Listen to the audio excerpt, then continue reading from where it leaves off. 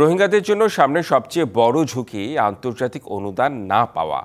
আসছে নভেম্বর থেকে আর কোনো অনুদানের নিশ্চয়তা নেই এখনও। এই পরিস্থিতি সামাল দেবার সক্ষমতা বাংলাদেশে নেই জানিয়ে খোদ শরণার্থী ত্রাণ ও প্রত্যাবাসন কমিশন বলছে, এমন হলে নিয়ন্ত্রণের বাইরে চলে যাবে ক্যাম্পের পরিস্থিতি।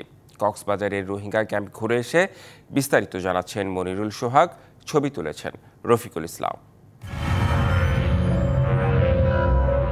কক্সবাজারের বিভিন্ন এলাকায় ৩৩টি ক্যাম্পে প্রায় ১৫ লাখ রোহিঙ্গার বসবাস। ২০১৭ সাল থেকে বাস্তুচ্যুত হয়ে বাংলাদেশ আসার পর থেকে আন্তর্জাতিক সহায়তায় এসব রোহিঙ্গাদের ব্যবস্থাপনার দায়িত্বে দুর্যোগ ব্যবস্থাপনা ও ত্রাণ মন্ত্রণালয়ের শরণার্থী ত্রাণ ও প্রত্যাবাসন কমিশন। গত ৮ বছর ধরে নানা পরিস্থিতির মধ্যে কাটলেও এবার সামনে বাড়ছে আরও দুশ্চিন্তা। বর্তমানে কক্সবাজারে ক্যাম্পের রোহিঙ্গারা প্রতি মাসে $12 এবং ভাসানচরে থাকা রোহিঙ্গারা $13 করে অনুদান পাচ্ছেন। তবে আসছে নভেম্বরের পর থেকে আর কোনো অনুদানের নিশ্চয়তা নেই এখনও, তাই বাড়ছে শঙ্কাও।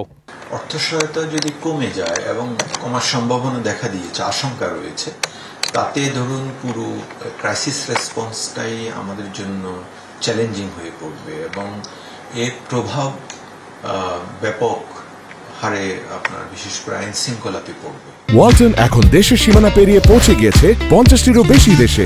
ওয়ালটন, ঘরে ঘরে বিশ্বজুড়ে।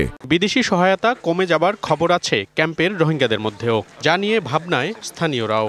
তাদের যে খাবারের যে সংকট সেটি সৃষ্টি হবে সামনের দিনে। তারা বহির্বিশ্বে যে সহযোগিতা বা যারা দাতা সংস্থাগুলো সহযোগিতা না করলে যে সহযোগিতাগুলো কমে যাবে, তখন তারা আমাদের জন্য আরও বড় ধরনের একটা বোঝা হয়ে যাবে। বিশ্লেষকরা বলছেন, রোহিঙ্গা সমস্যা শুধু বাংলাদেশেরই নয়, তাই এ থেকে নিজেদের গুটিয়ে নেয়ার সুযোগ নেই বিশ্ব সম্প্রদায়ের। দুটি আন্তর্জাতিক সম্মেলন হতে যাচ্ছে, এ দুটোর মাধ্যমে আন্তর্জাতিক মহল কিছুটা কমিটমেন্ট দেবে। পুনর্মূল্যায়ন করতে হবে যে এখনকার মানবিক সহায়তার ক্ষেত্রে কোন কোন খাতগুলোতে সবচেয়ে বেশি জরুরি, অর্থাৎ প্রায়োরিটাইজ করতে হবে। বিশেষজ্ঞরা বলছেন, নানা সংকট মোকাবিলার পাশাপাশি সবচেয়ে গুরুত্ব দিতে হবে প্রত্যাবাসনেই। তাদের লাভটা দেখতে চাচ্ছে। এই যে নিব 1.3 মিলিয়ন লোকদের, আমার কি লাভ? হ্যাঁ, আমার যতদিন লাভ না দেখে আমি কেন করব? দেখি কতদিন পারে আমাকে কি বলা হয় ঠেকিয়ে দিতে পারে।